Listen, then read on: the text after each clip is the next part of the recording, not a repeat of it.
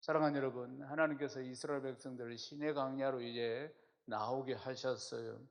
그래서 시내 광야에 나오게 하셔서 하나님께서 이들은 시내 광야 40년 살았다고 했지요. 그러니까 출애굽하기 전에 애굽에서 430년을 살았습니다. 하나님께서 뭘 말씀하셨느냐면 성막을 지어라 이렇게 말씀하셨어요. 성막, 하나님의 임재, 하나님이 임재하시는, 하나님이 하늘 보좌만 계시는 것이 아니고 이제 이스라엘 백성들과 함께 하신다는 것을 보여주기 위해서 성막을 지어라고 하셨어요. 그래서 이제 하나님께서 모세에게 딱 보여주셨는데, 하늘의 성막을 보여주시고 이렇게 지으라고 했는데, 이제 그들이 성막을 짓습니다. 출애굽기 25장 8절에서 9절을 읽겠습니다. 내가 그들 중에 거할 성소를 그들이 나를 위하여 짓되 물은 내가 내게 보이는 모양대로 장막을 짓고 기구들도 그 모양을 따라 지을지니라. 아멘. 성막이 어떤 곳입니까? 이제 하나님을 만날 수 있는 장소가 생긴 겁니다. 그곳에 하나님이 계신다 그 말이죠. 그리고 그곳에 가면은 하나님을 만나고 하나님의 임재, 지성소에 하나님이 계시고, 그리고 또 하나님의 말씀이 선포되는 곳, 그곳이 바로 성막이라 그 말입니다. 그리고 이스라엘 백성들의 정체성을 분명히 해주죠. 그들은 하나님의 백성이라는 것이고 지금 자기들 눈에 하나님의 임재가 딱 보인다 그 말입니다. 그곳에서는 언제나 살아계신 하나님을 만날 수 있고 말씀을 들을 수 있는 곳이에요. 그곳이 바로 성막이라는 것입니다. 그래서 하나님께서는 이 성막을 짓는데, 성막은 이동하는 텐트입니다. 말하자면 완전 고정된 건물이 아니고 이동하는, 그들은 40년 동안 이동을 했기 때문에 이동하는 텐트로 만들어진 성전이에요, 말하자면은.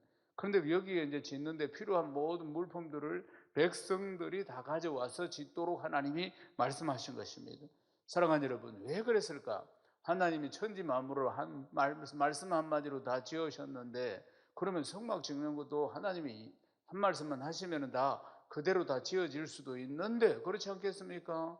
하나님이 우리 인생을 만드신 분이신데, 온 우주를 만드신 분이신데, 영적인 세계와 자연 세계 모두를 만드시고, 그리고 하나님의 섭리대로 운행하시는 분이신데, 왜 성막은 우리들에게, 이스라엘 백성들에게 필요한 자원들을 다 가지고 와서 지으라고 했을까 하는 것이에요.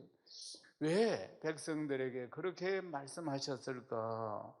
성막은 신랑이신 하나님과 신부이신 하나님의 백성들이 만나는 곳입니다. 아멘이십니까? 그곳에서 신랑의 사랑을 체험하는 곳이 바로 성막이라 그 말입니다. 그래서 하나님께서 미리 출애굽할 때 성막을 지으실 것을 계획하시고 이스라엘 백성들에게 이 예물이 될 것을 다 가지고 나오라 이렇게 말씀하신 것입니다. 그리고 성막의 구조는 어떻게 지어야 하는지 상세하게 말씀하시고, 그리고 하나님께서는 출애굽할 때 가지고 오라고 나온 그 물품을 가지고 성막을 씌우면서 기쁨으로 하나님께서 그 모든 것을 받으셨다는 것입니다. 그리고 하나님은 신랑 되시는 하나님께서 신부 되시는 하나님의 백성들을 사랑하고 즐거워하기를 원하셨다는 것입니다. 이것이 하나님의 마음이십니다. 아멘이십니까? 출애굽기 25장 2절을 읽겠습니다. 이스라엘 자손에게 명령하여 내게 예물을 가져오라 하고 기쁜 마음으로 내는 자가 내게 바치는 모든 것을 너희는 받을지니라. 아멘.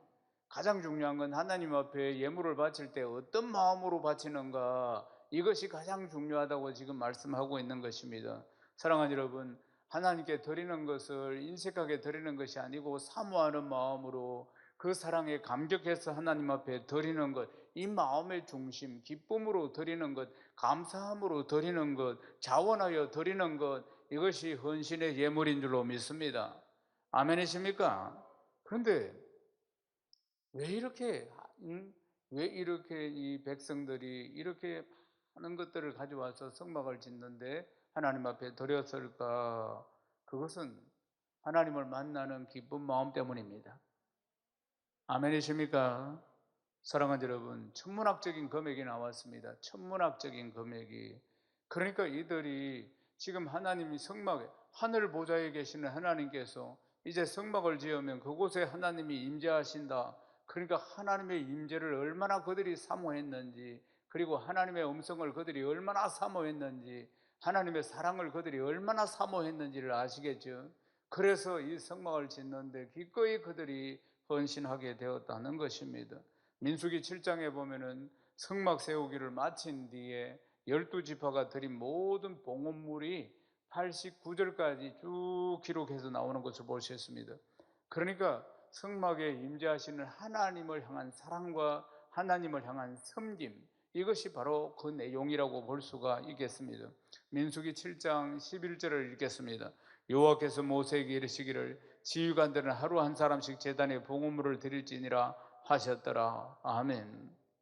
그러니까 하나님께서 지금까지 성막을 어떻게 지을 것인지에 대해서 자세하게 말씀하시고, 그리고 거기에 따라서 이제 성막을 짓고, 그리고 이제 그다음 이제 성막을 위한 봉헌물, 성막에 이제 하나님 앞에 봉헌물을 드리는 것을 이제 기쁜 마음으로, 이스라엘은 12지파가 있었는데 매일 한 지파씩 봉헌물을 하나님 앞에 드리도록 했다는 것입니다. 한 지파씩. 그러니까 12지파가 매일 한 지파씩 하나님 앞에 봉헌물을 드리게 했는데, 그래서 제일 먼저 보면은 이제 유다 지파부터 봉헌물을 드리게 됩니다. 민수기 7장 12절에서 17절을 읽겠습니다. 첫째 날에 헌물을 드린 자는 유다 지파 암미다답의 아들 라손이라. 그의 헌물은 성소의 세겔로 130세겔 무게의 은반 하나와 70세겔 무게의 은발이 하나라. 이 두 무게에는 두 그릇에는 소재물로 기름 섞은 고운 가루를 채우고, 또 12세겔 무게의 금그릇 하나라. 그것에는 향을 세웠고, 또 번제물로 수송아지 한 마리와 순양 한 마리와 1년 된 어린 순양 한 마리이며, 속죄 제물로 순염소 한 마리이며, 한목 제물로 소 2마리와 순양 5마리와 순염소 5마리와 1년 된 어린 순양 5마리와, 이는 아미다답의 아들 나손의 헌물이었더라. 아멘. 첫째 날에 제일 먼저 유다 지파가 12지파 중에서 가장 숫자가 많습니다. 가장 숫자가 많은 유다 지파부터 1순위로 하나님 앞에 봉헌을 하게 되는데, 유다 지파의 지휘관이 누구냐면은 각 지파마다 지휘관이 있습니다. 리더가. 그 보면은 나손이라고 이름이 딱 나옵니다. 나손이 어떻게 12지파 중에 유다 지파가 제일 먼저 봉헌물을 모아서 하나님 앞에 드렸는데, 그 내용을 소개합니다. 그리고 이제 그 다음 한 지파씩 또 계속 12번을 다 소개합니다. 일일이 다 소개합니다. 그런데 보면은 내용이 똑같습니다. 내용이, 드린 예물의 내용이 똑같다 그 말입니다. 그러면은 한 지파만, 지금 유다 지파만 내용이 다 12번을 다 기록을, 지금 성경을 자세히 보시면은 12번을 동일하게 다 기록했어요. 똑같다고요. 똑같으면은 차라리 이렇게 하면 되지. 모두 똑같이 했더라. 아니면 그것도 말이 길면은 이하동문. 이렇게 하면 안 되겠습니까? 뭐 내용이 하나도 틀린 게 없으니까 드린 예물이 개수나 이름이나 전부 똑같다 그 말이죠. 그런데 88절까지 우리가 읽은 말씀, 그 이후로 끝까지 전부 다 동일하게 12번을 반복을 다 하고 있다는 것입니다. 왜 그랬을까? 왜? 첫 번째 유다 지파가 예물을 드리고 그 다음 똑같았으면 11지파도 동일하게 드렸더라. 이렇게 하면 한 절로서 성경이 끝날 수가 있는데, 왜 동일한 것을 12번이나 반복을 했다는 이유가 무엇 때문일까 하는 것입니다. 그러니까 이 이유에 대해서는 신약으로 넘어가서 예수님이 이제 성전에서 이 바리새인과 서기관들과 대화하는 장면에서 이 뜻이 무엇인가를 우리가 알 수가 있습니다. 마가복음 12장 13절에서 14절에 보면은 이제 바리새인들, 그 당시에 상류층들, 그리고 헤롯 당원들이 보낸 사람들, 이런 사람들이 예수님을 걸고 넘어져 가지고 함정에 빠뜨리려고 음모를 이제 꾸며서 예수님에게 딱 왔습니다. 그런 경우가 성경에 보면 자주 나타나죠. 어떻게 하든지 예수님을 음모에 딱 걸어 가지고 함정에 딱 빠뜨리게 할 것. 이것도 이번에 와서 딱 이렇게 이야기합니다. 먼저 예수님을 딱 지켜 올립니다. 당신은 참되고 아무도 거리키는 일이 없으니까 이는 사람은 참 외모도 보지 않고 오직 진리로서 하나님의 도를 잘 가르치십니다. 이렇게 먼저 딱 주님 앞에 와서 이들이 먼저 주님께 딱 비위를 맞추는 말을 한번 딱 합니다. 그리고 나서 또 이야기합니다. 가이사에게 세금을 바치는 게 옳습니까? 바치지 않는 게 옳습니까? 가이사는 로마의 황제입니다. 로마의 황제 가이사예요. 가이사에게 세금을 바치는 게 옳습니까? 아니면 바치지 않는 게 옳습니까? 이렇게 물었다 그 말입니다. 이건 대답이 이쪽으로 이야기해도 저쪽으로 이야기해도 다 걸리는 대답입니다. 만약에 가이사에게 바치라 이렇게 이야기하면 매국노가 되는 것이고, 바치지 마라 이러면 반역자로 로마에 고발을 당하는 겁니다. 이 뻔한 대답을 가지고 이들이 딱 와서 이래도 걸리고 저래도 걸리는 대답을 가지고 딱 온 겁니다. 그러니까 이게 올보죠. 그래서 이들이 딱 예수님을 어떻게 하든지 걸려고 온 것인데, 근데 이제 예수님이 성전에 헌금하러 들어오는 사람들을 쭉 보시면서 지금 이렇게 말씀하시는 것입니다. 마가복음 12장 15절에서 17절 말씀 읽겠습니다. 우리가 바치리까 말리까 한데 예수께서 그 외식함을 아시고 이르시되 어찌하여 나를 시험하느냐, 데나리온 하나를 가져다가 내게 보이라 하시니 가져왔거늘 예수께서 이르시되 이 형상과 이 글이 누구의 것이냐 이르되 가이사의 것이니이다. 이에 예수께서 이르시되 가이사의 것은 가이사에게, 하나님의 것은 하나님께 바치라 하시니 그들이 예수께 대하여 매우 놀랍게 여기더라. 아멘. 예수님께서 이 질문을 딱 듣고는 바로 데나리온 하나를 가져오느라 이렇게 이야기했어요. 데나리온이 언전인데 약 한 3.8g 정도, 3.8g. 그리고 로마의 기본 화폐입니다. 이게 데나리온 하나가, 동전 하나가, 언전 하나가 노동자 하루의 품삯입니다. 여러분, 이 말씀이 굉장히 중요한 말씀이에요. 굉장히. 이거 지금 주님이 돈 이야기 하는 게 아닙니다. 말하자면 굉장히 중요한 이야기를 하시는 거예요. 그러니까 가이사의 형상이 새겨진 것은 가이사에게 바치고 하나님의 형상이 새겨진 것은 하나님께 바쳐라. 근데 원문에 보면은 이 사이에 단어가 그러나가 들어갑니다. 그러니까 가이사의 형상이 된 것은 가이사에게 바쳐라. 그러나 하나님의 형상이 새겨진 것은 하나님께 바쳐라. 주님이 이렇게 말씀하셨다 그 말입니다. 그러니까 주님께서, 예수님께서 바쳐라 이 단어의 원래의 뜻은 되돌려주다 이 뜻입니다. 바치다 이 뜻이 원래 뜻이 뭐냐? 되돌려주다 이 뜻을 가지고 있다 그 말입니다. 그러니까 가이사에게, 이걸 해석하면 이렇죠. 가이사에게 내야 할 세금은 가이사에게 바치는 것이 맞다. 그러나 하나님의 것, 즉 하나님의 형상이 새겨진 것은 하나님께 바쳐야 한다. 하나님의 형상이 새겨진 것은 하나님께 바쳐야 한다. 사랑하는 여러분, 하나님의 형상이 새겨진 게 뭐겠습니까? 이게 중요한 말씀이에요. 하나님의 형상이 새겨진 게 뭡니까? 우리가 하나님의 형상입니다. 아멘이십니까? 우리를 어떻게 만드셨습니까? 흙으로 빚어지고 하나님의 형상으로 만들어서 생기를 불어넣어서 하나님의 형상으로 우리를 만드신 것입니다. 창세기 1장 27절을 읽겠습니다. 하나님이 자기 형상 곧 하나님의 형상대로 사람을 창조하시되 남자와 여자를 창조하시고. 아멘. 하나님의 형상이 바로 우리라 이 말입니다. 하나님의 형상, 하나님이 창조하신 사람이 바로 하나님의 형상이라. 하나님의 형상대로 하나님이 우리를 창조하셨습니다. 그래서 하나님이 창조하신 모든 피조물 중에서 가장 아름답고 가장 기쁘고, 그렇게 하나님이 영광을 받으시기 위해서 하나님의 형상대로 우리를 만드셨는데, 그런데 죄를 짓고 불순종함으로 하나님의 형상을 잃어버리게 된 것입니다. 하나님의 형상을 잃어버리고 하나님을 잃어버리고 자기 마음대로 살아가던, 죄 속에서 살아가던, 이 세상 풍속을 쫓아가면서 살아가던, 사주와 발자와 운명에 매여서 살아가던 인생들 아니겠습니까? 사랑하는 여러분, 이 죄 많은 인생을 하나님이 그냥 두시지 않고 아브라함을 부르시고, 그리고 모세를 부르시고, 그리고 그 백성을 애굽의 종노릇 하는 가운데서 하나님이 부르셔서 이제 광야로 하나님이 인도해 내신 것입니다. 아멘이십니까? 하나님은 이들이 잃어버린 하나님의 형상, 그러니까 하나님의 죄로 말미암아 잃어버린 하나님의 자녀가, 하나님의 백성이 하나님의 형상을 잃어버리고 살아가는 이들을, 이 하나님의 형상을, 하나님의 성품, 하나님의 인격, 하나님의 영성, 이게 다 모든 것들이 하나님의 형상인데 이것을 회복시키기 위해서 그들을 출애굽시킨 것입니다. 아멘이십니까? 430년 종살이 살고 있는 이들을 하나님이 모세를 부르듯이 아브라함을 부르듯이 이들을 불러서 하나님의 형상을 회복시켜고자 하나님이 그들을 광야로 불러내신 것입니다.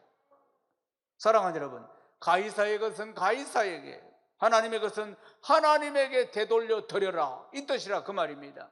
가이사의 것은 가이사에게, 하나님의 것은 하나님에게 되돌려 드려라. 되돌려 드려라. 주님이 돈을 어떻게 쓸 것인가, 돈의 쓰임새가 무엇인가, 이런 게 말씀한 게 아닙니다. 이 말씀이 아니라 그 말이에요. 삶의 주권자가 가이사라고 생각하는 사람은 가이사의 통치방법이나 가이사의 철학이나 가이사의 가치관대로 살 것이고, 그게 가이사에게 바치는 삶이라는 것입니다. 그렇지만 예수님이 진짜 중요하게 말씀하신 게 뭡니까? 잃어버린 정체성에 대해서 말씀합니다. 하나님의 형상을 되찾아서 잃어버린 그리스도인의 정체성을, 하나님의 백성들의 정체성을 되찾아서 그것을 하나님께 드려야 한다, 이 말씀인 것입니다. 크게 아멘하십시오. 그래서 그 사람들의 마음의 중심을, 전곡을 찔러서 딱 보시고 하나님의 형상을 되돌려 드려야 한다는 사실을 완전히 전곡을 찔러서 이 영적인 진리를 지금 말씀하신 것입니다. 그리고 주님은 성전에서 이들이 어떻게 헌금하고 있는지 눈을 크게 뜨고 딱 보고 계셨다는 것입니다. 이 상황들을 제자들에게 이렇게 설명을 합니다. 마가복음 12장 41절에서 42절을 읽겠습니다. 예수께서 헌금함을 대하여 앉아서 무리가 어떻게 헌금함에 돈 넣는가를 보실 때 여러 부자는 많이 넣는데 한 가난한 가분은 와서 두렙도 곧 한 고들 한 틀을 넣는지라. 아멘. 예수님은 다 헌금하는 것을 다 이렇게 보시더니 말씀하셨는데, 가부가 드린 이 두렙돈이 자기 생활비 전부이고, 이 가난한 가부가 드린 이 헌금이 지금까지 드린 사람들, 부자도 드리고 뭐 많이 드렸겠죠, 그런 사람들보다 가장 많이 넣었다, 이렇게 말씀하셨어요. 그러니까 지금 쭉 어떻게 헌금을 하고 있는지 관찰하고 계셨다는 사실입니다. 마가복음 12장 43절에서 44절을 읽겠습니다. 예수께서 제자들을 불러다가 이르시되 내가 진실로 너희에게 이르노니 이 가난한 가부는 헌금함에 넣는 모든 사람보다 많이 넣었도다. 그들은 다 그 풍족한 중에서 넣었거니와 이 가부는 그 가난한 중에서 자기의 모든 소유고 생활비 전부를 넣었느니라 하시니라. 아멘. 이 가부가 예수님께 와서 이게 내 생활비 전부입니다 이렇게 말했습니까? 아닙니다. 무슨 뜻입니까? 예수님은 헌금을 하는 사람들의 중심과 그 형편과 처지와 상황을 모두 알고 계신다, 이 말이에요. 아멘이십니까? 사랑하는 여러분, 민수기 7장에서 12지파 지휘관들이 성막 봉헌물을 드린 걸 전부 빠짐없이 다 기록을 했다고 했습니다. 무슨 뜻입니까? 똑같은 뜻입니다. 하나님이 다 알고 계신다. 하나님이 다 보고 계신다. 이것을 말씀하는 것입니다. 아멘이십니까? 출애굽기 25장 1절에서 2절 말씀 읽겠습니다. 여호와께서 모세에게 말씀하여 이르시되 이스라엘 자손에게 명령하여 내게 예물을 가져오라 하고 기쁜 마음으로 내는 자가 내게 바치는 모든 것을 너희는 받을지니라. 사랑하는 여러분, 기쁜 마음으로 예물을 드리는 것, 이것이 예물 드림의 자세입니다. 기쁜 마음으로 하나님께 예배를 드리는 것, 예물을 드리는 것, 이것이 우리의 정말 아름다운 자세임을 확신하시기를 주님의 이름으로 축원합니다.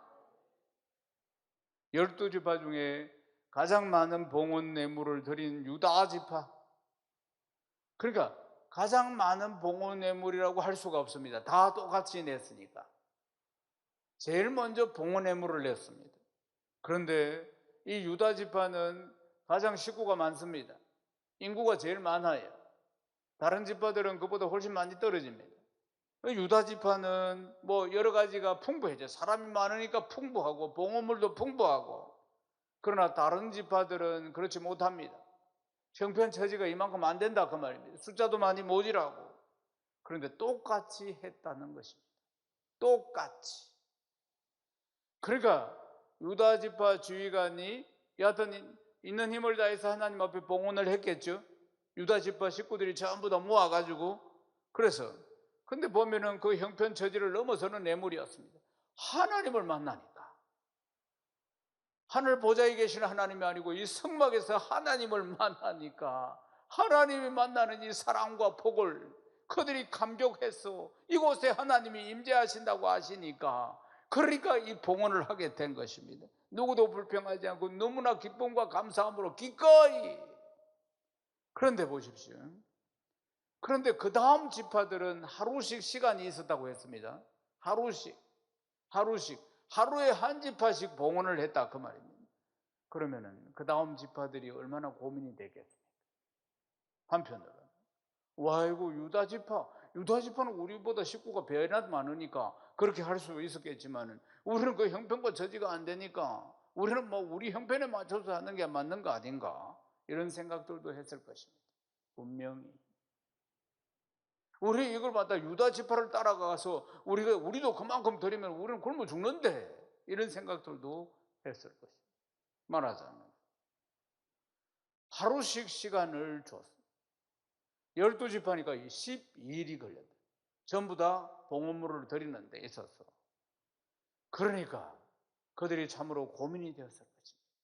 현실은 그렇고 형편처지는 그러니까 말이에요. 그렇지만은 똑같이 드렸다고 하지 않습니다. 똑같이. 그리고 그들의 지휘관들이 결단을 하고, 그리고 그 지파들이 다 결단을 하는 것입니다. 하나님께서 우리를 책임지실 것이야. 우리도 유다 지파만큼 하나님 앞에 드릴 수 있어. 이것이 우리의 기쁨이야. 이 마음으로 드렸다 그 말입니다. 아멘이십니까? 그래서 똑같이 봉헌물을 하나님 앞에 12지파가 형편체지가 다 부족한데도 불구하고 유다 지파를 따라서 하나도 틀림없이 같이 드렸다는 것입니다. 사랑하는 여러분, 하나님은 이들의 마음과 이들의 생각을 이미 다 알고 계십니다. 아멘이십니까? 다 알고 계시니까 이하 동문이라고 적지 않고 일일이 다 똑같은 내용인데도 89절까지 하나님께서 다 기록하게 하셨다 이 말입니다. 다 그들의 형편과 그들의 처지를 다 알면서도 그들이 하나님 앞에 결단하고 드리는 것을 귀하게 받으시고 기쁨과 감사함으로 받으시고, 그리고 그들의 중심을 아시니까 기쁨과 감사함으로 하나님 앞에 드리는 것을 일일이 그 마음을 다 기록했다는 것입니다. 사랑하는 여러분, 이들이 어디에서 하나님을 변조하십니까? 시내산에서 그 전능하신 하나님이 강림하시는 것을 보았어요. 시내산에 모세가 두 돌판을 받을 때 하나님이 하늘 보좌에 계시는 하나님이 강림하시는 것을 그들이 보았다 그 말입니다. 그러니까 그 어마어마한 광경 속에서 하나님의 강림, 하나님의 임재하심을 보았는데, 하나님께서 성막을 지으면 그곳에 임재하시겠다고 하니까 그들의 기대, 그리고 하나님을 향한 사랑, 벅찬 감격, 그 충만한 은혜로 그들이 하나님 앞에 드릴 수가 있었다 그 말입니다. 아멘이십니까? 그래서 하나님을 만난다는 그 기쁨과 감사를 담아서 봉헌물을 하나님 앞에 드렸다는 것 아니겠습니까? 그래서 하나님께서는 함께 기뻐하고 즐거워하는 기회를, 그들이 드림으로 얼마나 기쁨을 누리게 됩니까? 기회를 하나님께서 이 백성들에게 주셨다 이 말입니다. 할렐루야. 사도 바울도 하나님께 드리는 헌물에 대해서 그 정신을 이렇게 말씀합니다. 고린도후서 9장 7절을 읽겠습니다. 각각 그 마음에 정한 대로 할 것이요 인색함으로 억지로 하지 말지니 하나님 절겨내는 자를 사랑하시느니라. 아멘. 이제 말씀을 마무리하겠습니다. 광야에서 성막을 봉헌하는 날, 백성들이 힘에 넘치도록 드린 이 봉헌물이 그들이 하나님 앞에 드리는 신앙의 고백입니다. 그리고 하나님의 사랑을 받고 가장 행복한 삶을 누리는 기회였습니다. 하나님이 주시는 기회였던 것입니다. 사랑하는 여러분, 하나님께서 우리에게 주시는 섬길 수 있는 이 행복한 기회를 통해서 하나님의 사랑을 마음껏 받고 누리고 하나님께 영광을 드러내는 귀하고 복된 성도 되시기를 주님의 이름으로 축원합니다.